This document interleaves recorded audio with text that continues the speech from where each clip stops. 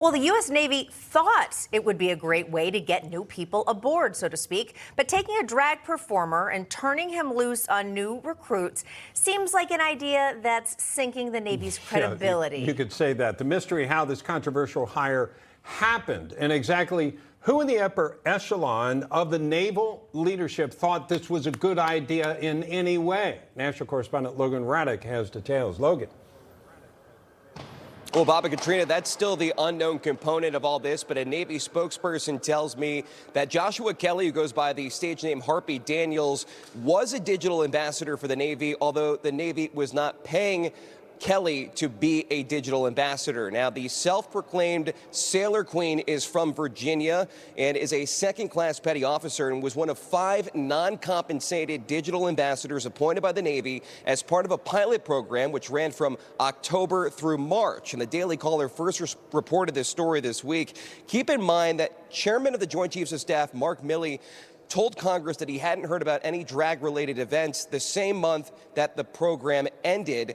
Is when he told that to congressional Republicans. Now, a Navy spokesperson tells Newsmax, quote, the Navy Digital Ambassador Program was a pilot initiative designed to explore the digital environment to reach a wide range of potential candidates as the Navy navigates the most challenging recruiting environment it has faced since the start of the all-volunteer force. Kelly did not respond to a request for comment, instead referring us to a Navy public affairs officer, but he did tweet that he plans to take more leadership and DEI courses. Now, congressional Republicans who are also veterans, they are weighing in quick to criticize Kelly and this program. Texas Congressman Troy Nehls tweeted, quote, Iran is seizing oil tankers in the Gulf and the U.S. is more focused on recruiting drag queens. Congressman Dan Crenshaw says maybe the Navy should talk to Bud Light Marketing and exchange notes about what not to do. And Florida Congressman Michael Waltz added that the Navy, quote, will fall 6,000 sailors short this year. Maybe its digital ambassadors should focus on service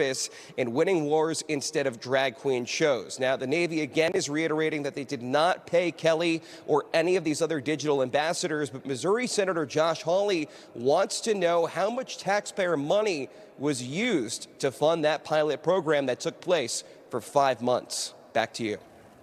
Thank you, Wow. Logan. This just makes my head explode. What's going on at the Navy? Why was this done? Why is this such a bad idea? Let's ask somebody who has a good thought about this. Joining us right now, retired Gunnery Sergeant for the U.S. Marine Corps and Ambassador for the America First Policy Institute, Jessie Jane Duff. And we bring back former New York Lieutenant Governor Betsy McCoy and former Westchester County Executive Rob Astorino. Jessie, you know, I got to put this out there. My daughter's in an ROTC program in college. They have a little saying, warheads on foreheads. You know, this is not a game. At some point, we're going to have to deal with China. At some point, we're going to have to deal with Russia. This isn't about making a career where you can dress whatever way you want to.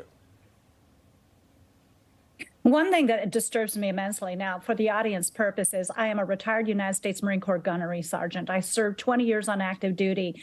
And if I dressed even like the drag queen does, wearing something where my buttock cheeks are hanging out or my cleavage is hanging out, I would have been reprimanded. So not only are they going against the protocols of what our good dress code should be, they're allowing men to exploit the appearances of women. So that degrades the morale among the women. Let's put it that way. Second of all, what message is this sending to the world? That we are not serious. The United States Navy, at the point of when I left the Marines, was the world's finest naval operating force in the world. This does not send that message. They're using it as a morale builder. Really? That is not a recruiting tool. You want to ensure that we are overwhelming and destroying the enemy. And anybody who falls short of that and doesn't have that in their horizons as to why they're going into the military to ensure the safety of this country, and they are now mimicking it to look like some nighttime cocktail hour at a Vegas show, we are only diminishing the great good order and discipline that so many of us have experienced while we were on active duty. This is shameful. It degrades the readiness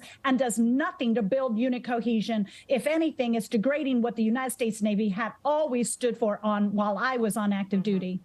Yeah, Jessie Jane, it seems much more like they're concerned about the number of social media followers they have than actually the number of prepared naval officers. And moving on, former U.S. Navy SEAL Team 6 member Rob O'Neill, who helped take out Osama bin Laden, has blasted the Navy. Here's what he tweeted.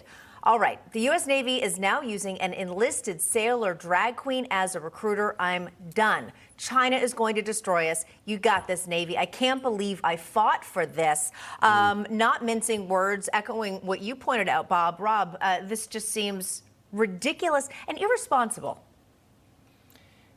Gee, why are recruitment numbers down so much? I'm wondering. But seriously, I mean, China and Russia and Iran and everyone that hates us are laughing. I mean, could you imagine? They're thinking about, we're going to send in our war machines and our finest warriors. What can I say, warriors? And we're going to go and we're going to beat you because that's our objective. Yeah. And you're going to send guys in high heels and makeup across the battlefield.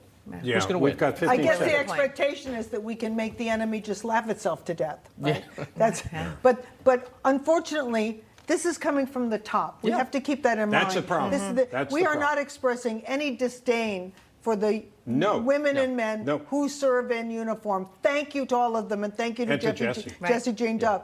But you've heard Mark Milley testify before Congress more than once that his priority is to make the military woke. That is far left, kowtowing to all these cultural issues. Wrong priorities. Diversity, equity, inclusion. That's it. There you go. All right. Jessie Jane Duff, thanks so much for being with us.